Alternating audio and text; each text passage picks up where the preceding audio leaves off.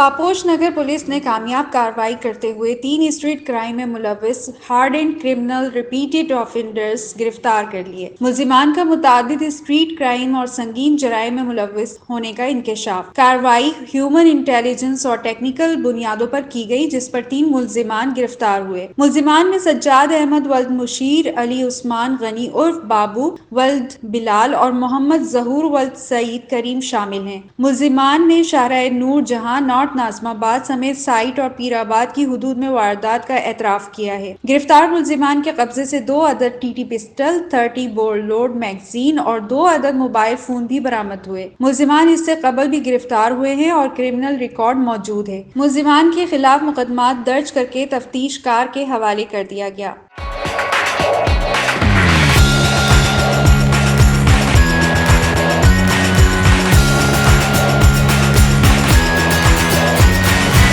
आप देख रहे हैं BBC सिटी न्यूज।